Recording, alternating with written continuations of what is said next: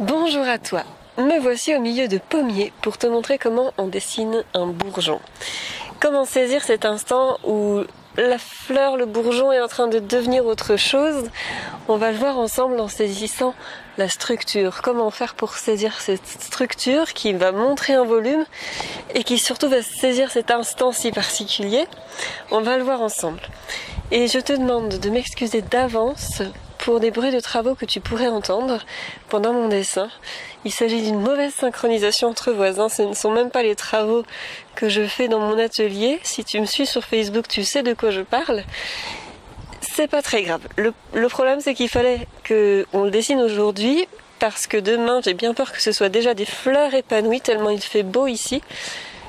Donc, j'espère que ça va pas trop te gêner, et je pense qu'on va y arriver. On y va ? C'est parti. Le bourgeon que j'ai choisi, il a des feuilles, il a des fleurs, c'est-à-dire des fleurs qui ne sont pas encore ouvertes. C'est ce qui fait tout le bourgeon. Et il est prêt à s'éclore en fait. Donc ça, il va falloir qu'on le sente dans le dessin, si on peut dire. En fait, on va suivre le sens de croissance de la plante. Donc on va partir d'en bas, du commencement de cette explosion en feuilles et en fleurs. Et ensuite, on va monter. Alors, j'ai bien envie que mon dessin, il prenne cette place-là. À peu près, on va faire plus grand parce que c'est plus un rectangle qu'un carré. Et je vais savoir que ma fleur du milieu, celle qui est prête à s'éclore plus que les autres, et bien justement, elle est au milieu. Et elle est quasiment la plus haute.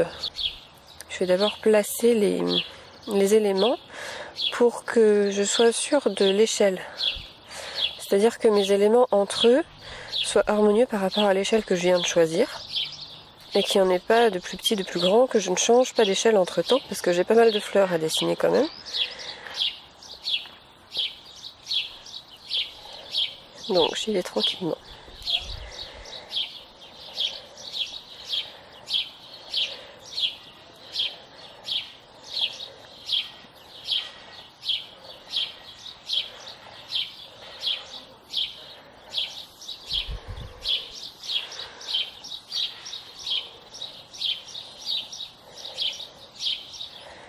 Ça, ce sont mes fleurs, qui sont à peu près placées.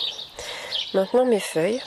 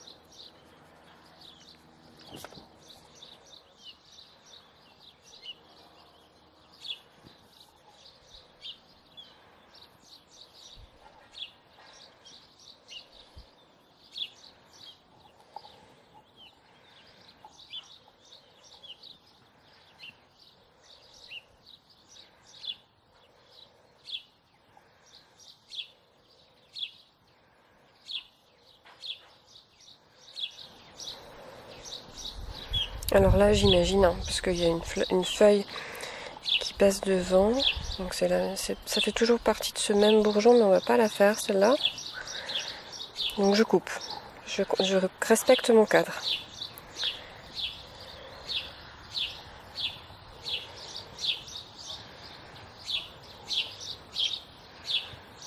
Alors là j'ai un problème.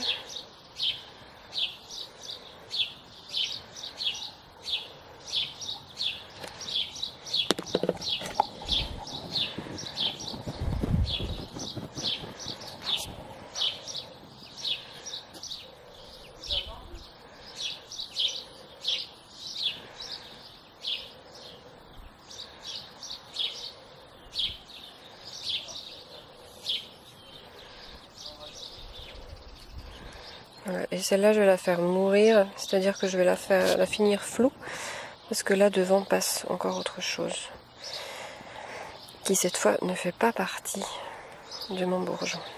Donc je fais le choix de l'enlever.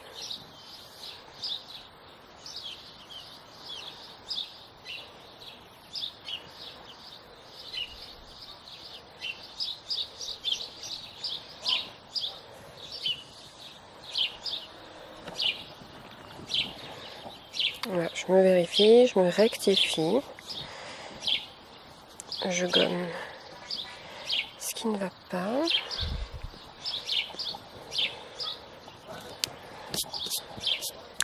Et j'ai la structure globale de mon bourgeon. Maintenant, eh bien, il ne reste plus, entre guillemets, plus qu'à mettre les détails. Alors, les détails, on va surtout les faire pour les bourgeons, parce que c'est le but de cette vidéo. Donc un bourgeon, ça a des petites feuilles.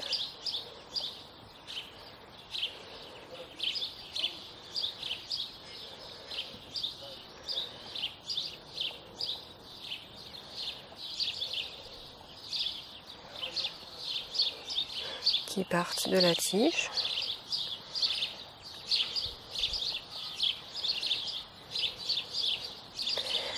Et ensuite, alors celui-là, on voit qu'il y a différents pétales. Et il a une forme un peu ovoïde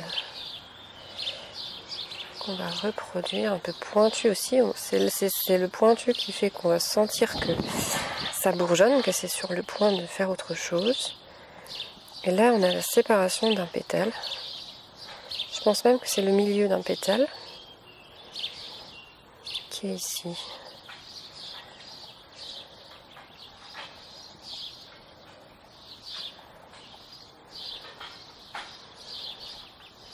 Voilà un bourgeon. Après, tout le reste, ça va être la mise en couleur qui va nous déterminer les nervures, le rose et le volume, la suite du volume. Là, je refais bien la tige. Et puis pareil, on va faire les petites feuilles. Alors elles sont un petit peu différentes, celles-ci. En fait, c'est une feuille qui est un petit peu recourbée comme ça.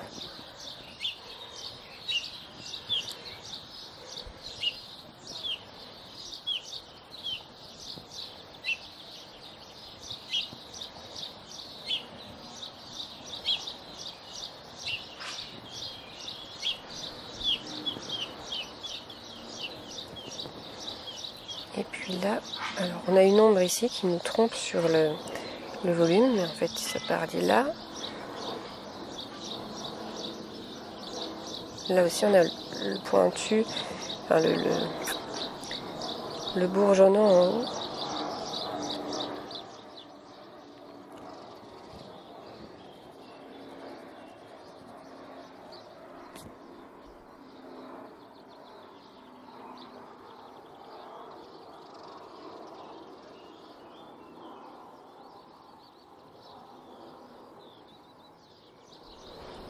Et là, le pétale.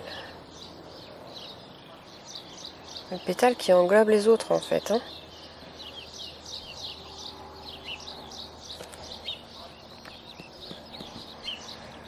Un deuxième bourgeon.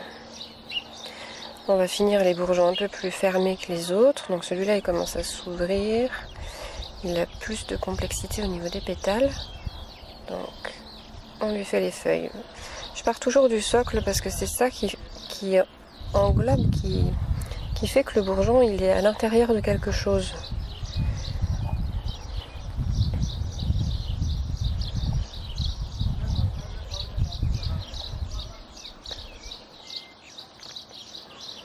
Et là il faut bien le voir qu'il y a une feuille devant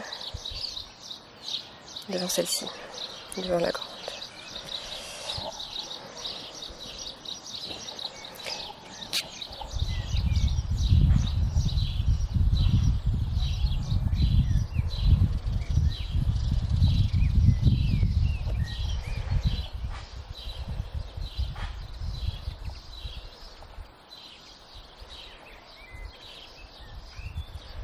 Hop là. Je fais la forme. Alors là, la forme, elle est un peu... Vu que c'est déjà un peu ouvert, je vais partir de la forme d'un pétale déjà.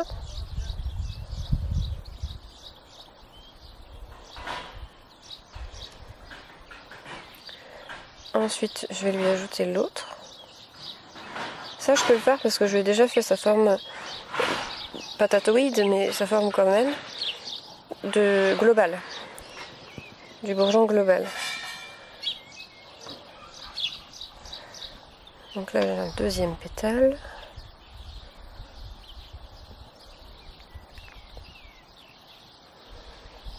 Ici j'ai encore quelque chose qui recoupe.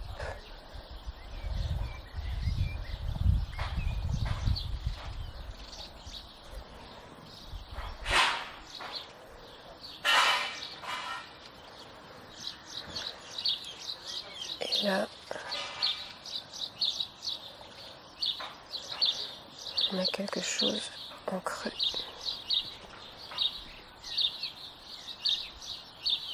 En plus. Encore une fois, là ça va être les ombres qui vont nous permettre de savoir qu'est-ce que c'est que tout ça, parce que finalement ça nous forme comme un puzzle dont on ne comprend pas très bien encore les tenants et les aboutissants. Je continue avec le bourgeon du milieu. Donc lui, il a déjà les pétales qui s'ouvrent. Il en a deux ouverts derrière et deux qui sont encore l'un sur l'autre devant. Et derrière, il y en a un autre, c'est un autre bourgeon encore. Alors puisque derrière dépend de devant, puisque le devant va couper derrière, pour mes traits, je vais commencer par le devant. Donc par les deux pétales qui se tiennent l'un à l'autre. Donc ils sont inclus à peu près dans cette forme-là. Là on a comme deux oreilles. Voilà, je me fais une petite sous-partie pour bien me repérer ensuite et pouvoir subdiviser.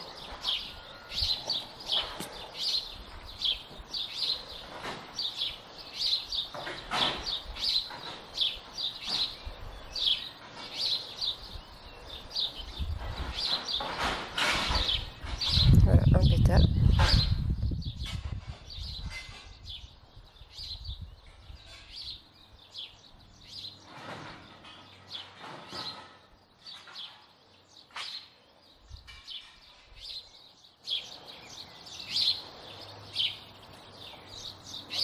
Et voilà le deuxième, ici.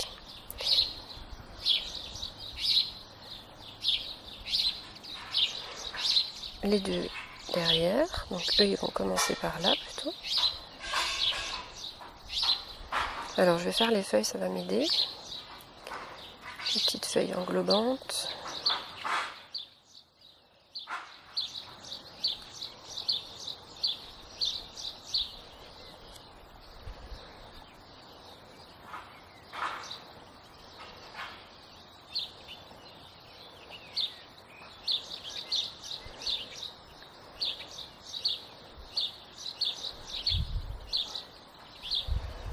Voilà, donc là maintenant je sais que cette feuille-là part, ce pétale-là, pardon, part de cette feuille-là.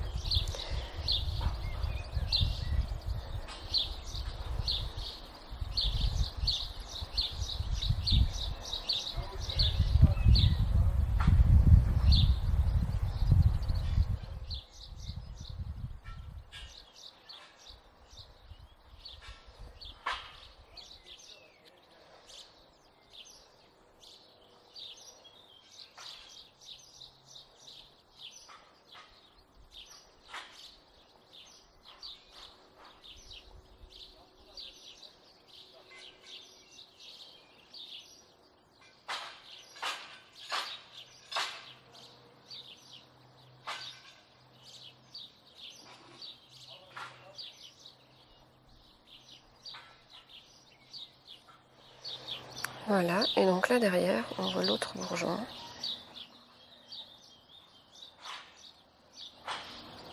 Alors du coup, tu vois qu'il monte peut-être pas aussi haut que ce que j'avais prévu, puisque moi j'avais fait ma forme de patate comme ça, sauf qu'ici il y a un trou, donc ça donne pas le même espacement.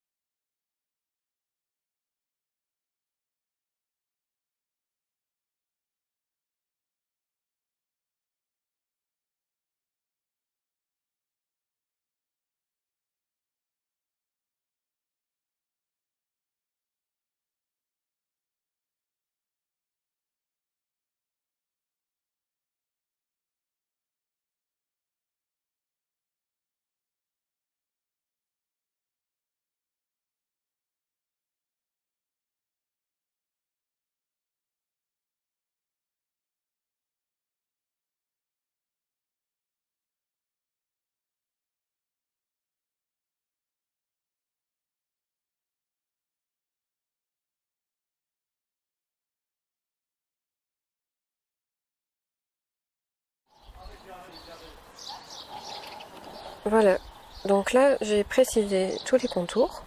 Je vais pas préciser plus parce que je vais mettre en couleur maintenant. Donc si j'ai trop de crayon, je vais avoir trop de gris qui va se fondre dedans. Donc pareil, je vous fais la mise en couleur en accéléré.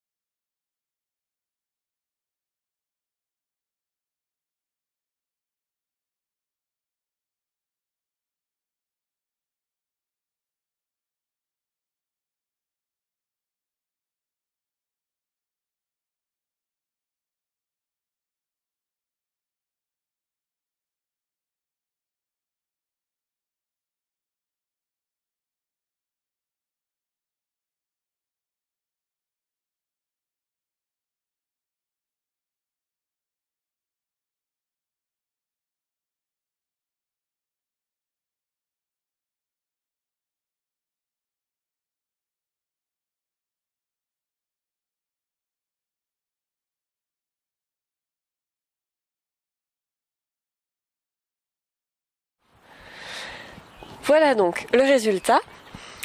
J'ai un tout petit peu éclairci le vert. En voyant à l'intérieur, j'ai remarqué que c'était vraiment pas très fidèle comme vert à la réalité.